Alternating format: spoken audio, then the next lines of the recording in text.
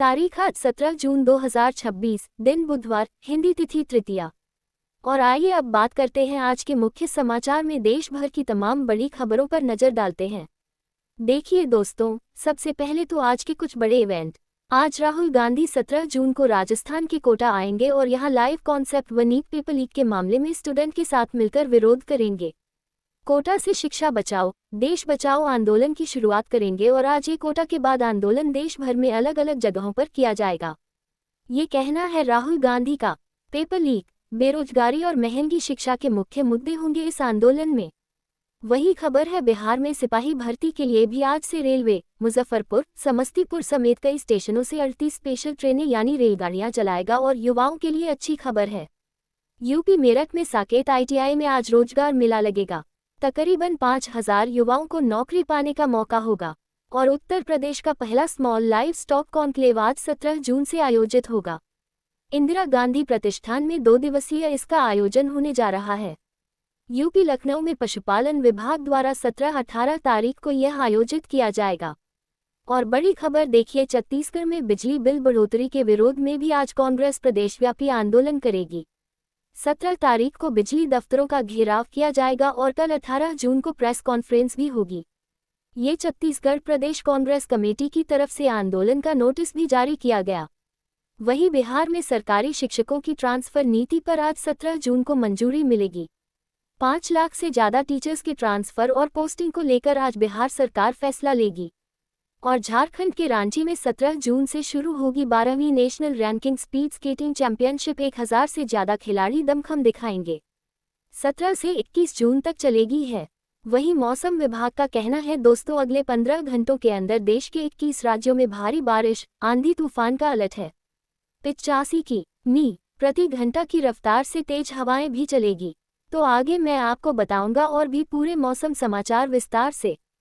फिलहाल आगे बढ़ते हैं खबरों में। देखिए आप अगला अपडेट। फ्रांस में G7 समिट के दौरान प्रधानमंत्री नरेंद्र मोदी और अमेरिकी राष्ट्रपति डोनाल्ड ट्रंप के बीच मुलाकात हुई। आज 17 जून को द्विपक्षीय वार्तालाप भी होगी। अभी आपको पता होगा G7 शिखर सम्मेलन में शामिल होने के लिए PM मोदी फ्रांस के दौरे पर गए हुए हैं। यहाँ वह एवियन पहुंचे, राष्ट्रपति पार्मेलिन से भी मुलाकात की और आज भी फ्रांस G7 समिट में शामिल होंगे।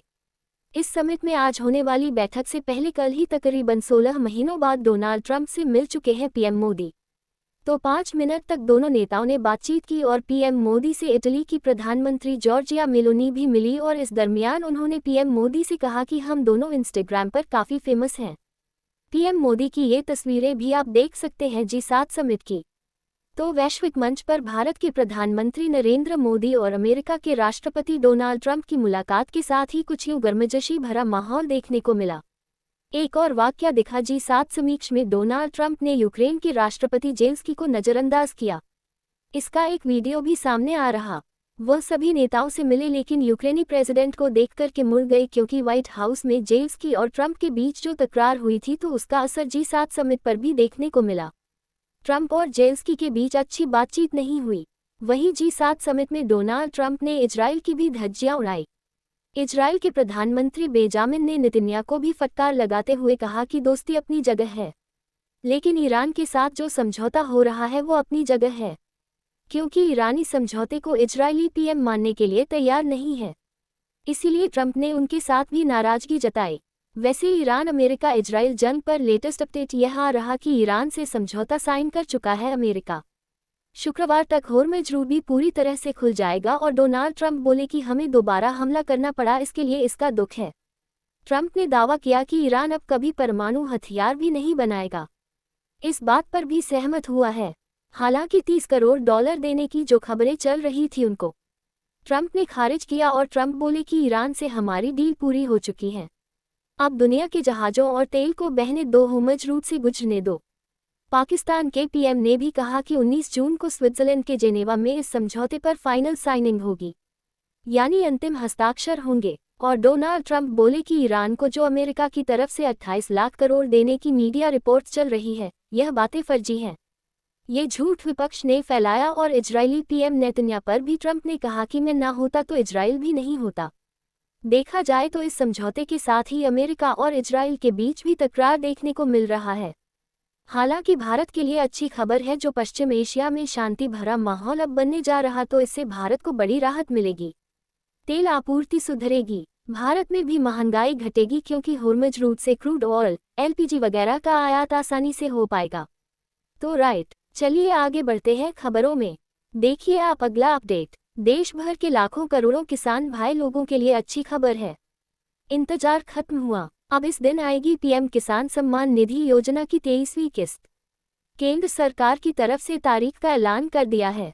अब आगामी 20 जून को शनिवार को किसानों के बैंक खातों में 2000 रुपये की किस्त भेज दी जाएगी। प्रधानमंत्री किसान सम्मान निधि योजना की यह 23वीं किस्त होगी और बैंक खाता वालों के लिए बड़ी अच्छी खबर। देखिए, अब ग्राहकों को गुमराह नहीं कर सकेंगे बैंक। भारतीय रिजर्व बैंक आरबीआई की तरफ से कुछ नए नियम लागू किए गए हैं। जी हाँ, आरबीआई ने एक बड़ा फैसला तो ये लिया कि बैंकों की मनमानी पर अब रोक लगेगी। मिस सेलिंग को लेकर नए साल 1 जनवरी 2027 से ही यह नए नियम लागू होंगे।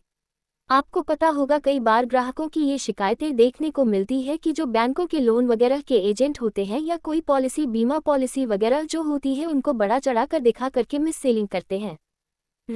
तो अब रिजर्व बैंक ने ग्राहकों को मिस सेलिंग से बचाने के लिए बैंकों के लिए सख्त नए नियम लागू करने का ऐलान किया है, जो कि नए साल 2027 से लागू होंगे। और इन नियमों में रिजर्व बैंक ने क्या क्या प्रावधान रखा है, देख सकते हैं आप इसके बारे में कुछ ज़्यादा डिटेल्स भी। अब गलत जानकारी देकर बैंक अपने ग्राहकों को सामान, प्रोडक्ट, पॉलिसी, लोन वगैरह नहीं बेच पाएंगे। विज्ञापन और बिक्री में गड़बड़ी होने पर बैंकों पर सख्त कार्यवाही की जाएगी और इंसेंटिव का भी नया गणित, नया फॉर्मूला शुरू करने जा रहा रिजर्व बैंक। इसकी भी जानकारी आप देख सकते हैं। और आरबीआई का ये भी कहना है कि रील्स और वीडियो बनाकर ग्राहकों को फंसाने वाले इन्फ्लुएंसर्स की भी अब घेर नहीं, कर्ज दिलाने वाले डिजिटल प्लेटफॉर्म और लोन ऐप भी इन नियमों के दायरे में आएंगे। तो कहने का मतलब ऑल ओवर यही है कि बैंक लोन लेने वाले ग्राहकों के हितों की रक्षा के लिए रिजर्व बैंक ये नई गाइडलाइंस लागू करने जा रहा है। चलिए अगला अपडेट देखिए। होर्मुज रूट से 15 करोड़ किसान परिवारों के लिए भी अच्छी राहत भरी खबर आई। 34 जहाज उम्मीद भर कर आ रहे हैं। अब पेट्रोल और एलपीजी का भी संकट खत्म होगा। जी हाँ, कतर से 62,370 मीट्रिक टन एलएलजी लेकर भारत आ रहा जहाज होर्मुज स्ट्रेट को सुरक्षापूर्वक पार कर चुका है। तो इससे हमारे देश के करोड़ों किसान भाई लोगों को भी राहत मिलेगी, क्योंकि उनके खेतीबाड़ी में सिंचाई के लिए जो पेट्रोल डीजल की कमी है वो अब नहीं पड़ेगी। और वही देखिए दोस्तों, केंद्र सरकार ने एक और बड़ा फैसला लिया। डीजल और विमान ईंधन के निर्यात पर भी उत्पाद शुल्क बढ़ा दिए हैं। ये नई दरें आज से ही लागू हो चुकी हैं। अब डीजल और एटीएफ यानी जो हवाई फ्यूल आता है, दोनों पर विंडफॉल टैक्स बढ़ चुका है। कितना बढ़ाया गया, तो देखिए आप। डीजल पर 14 लीटर और जो एटीएफ हवाई ईंधन आता है, हवाई फ्यूल, उस पर 12 रुपये और 50 पैसे प्रति लीटर तक एक्सपोर्ट ड्यूटी बढ़ा दी है केंद्र सरकार की तरफ से। हालांकि घरेलू खपत के लिए बिकने वाले पेट्रोल डीजल पर उत्पाद शुल्क की दरें पहले की तरह स्थिर रखी गई है। तो इससे राहत की बात यह है कि आम आदमी पर कोई असर नहीं पड़ेगा इसका। चलिए दोस्तों, बड़ी खबर देखिए। नीट यूजी के पुनः एग्जाम से पहले केंद्र सरकार ने टेलीग्राम को बंद कर दिया है। पेपर लीक रोकने के लिए बड़ा फैसला लिया गया। इस बार अब हमारे देश भारत में नीट का री एग्जाम होने तक टेलीग्राम पर कई तरह की पाबंदियां रोक रहेगी। 21 तारीख को यह नीट की दोबारा